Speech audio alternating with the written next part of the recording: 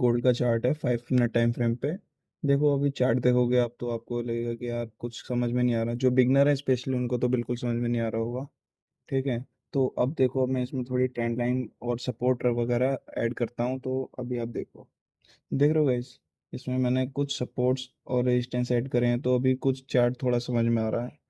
तो support resistance का importance क्या है, पहले तो मैं आपको ये बता देता हूँ कि चार्ट समझने में और मूव को प्रेडिक्ट करने में इजी होता है। अब देखो ये गोल्ड के अंदर ये 5% का जो फॉल आया है, आपको क्या लग रहा है ये ऐसे ही आया है? जी नहीं, इसके पीछे एक बहुत बड़ा लॉजिक है। आप ये देखो यहाँ पे बहुत देर से मार्केट सस्टेन कर रहा था, तो सिंपली अगर ऐसे मूव को पकड़ना है तो हमें क्या करना होता है, सबसे पहले तो इसके अंदर रेजिस्टेंस और सपोर्ट खींचना पड़ता है। देखो जो स्विंग के नीचे करते हैं उसे बोलते हैं सपोर्ट, और जो स्विंग के ऊपर करते हैं, लाइन खींचते हैं, उसे बोलते हैं रेजिस्टेंस।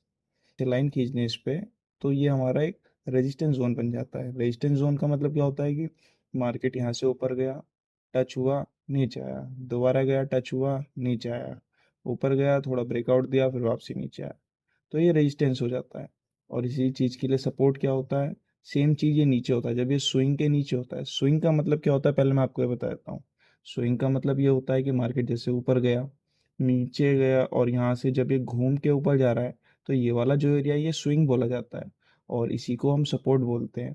तो यहाँ पे हम अब ऐसे लाइन खींचेंगे तो आपको दिखेगा कि यहाँ पे मार्केट बार बार टच हो रहा है, ऊपर जा रहा है, टच हो रहा है, ऊपर जा रहा है, टच हो रहा है, ऊपर जा रहा है।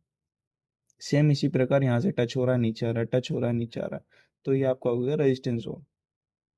ऐसे आपको और भी एग्जांपल दिखा देता हूँ। ये देखो आप, यहाँ पे क्या हो रहा है, मार्केट यहाँ पे गया, यहाँ पे टच हुआ, नीचे आया, ये क्या है, क्यों यार ये टच होकर नीचे क्यों आया? उससे पहले का रीज़न ये है कि यहाँ पे एक रेजिस्टेंस है, ये देख रहे हो यहाँ पे हाई, यहाँ पे टच हुआ, नीचे आया। अगली बार क्या करा मार्केट ने, यहाँ से ब्रेकआउट दे दिया। तो जो लोग ब्रेकआउट पे ट्रेड करते हैं वो ऐसे करते हैं, पहले ये रेजिस्टेंस और सपोर्ट की। ये देखो मार्केट यहाँ से टच हो रहा है, नीचे आ रहा है, टच हो रहा है, नीचे आ रहा है, ये देख रहे हो गाइस। स्विंग के जो नीचे होता है उसे बोलते हैं सपोर्ट, और जो स्विंग के ऊपर होता है उसे बोलते हैं रेजिस्टेंस। आप कहीं भी खींच सकते हो, ये भी एक ये भी एक रेजिस्टेंस है, ये देखो। ठीक है।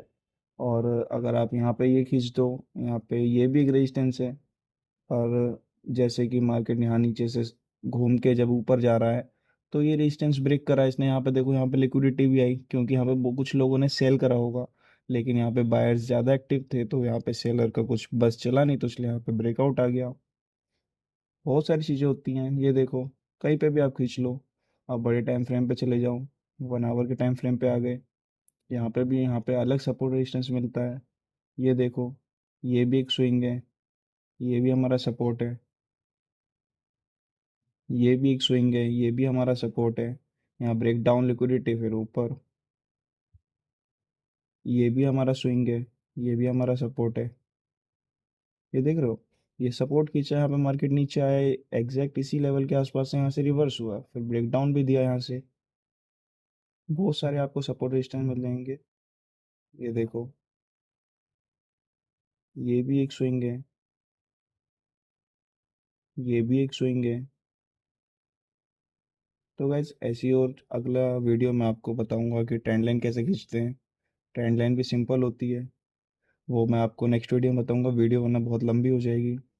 तो गाइज ऐसे ही बने रहिए मेरे साथ, और आगे की जानकारी के लिए, ट्रेडिंग के बेसिक नॉलेज लेने के लिए और एडवांस लेने के लिए आप मेरे चैनल को फॉलो कर सकते हैं। मैंने फंडेड फर्म का भी एक चैलेंज स्टार्ट किया है, जिसमें मैं डेली बेसिस पे अपने ट्रेड्स दिखाता हूँ और प्रॉफिट या लॉस दिखाता हूँ।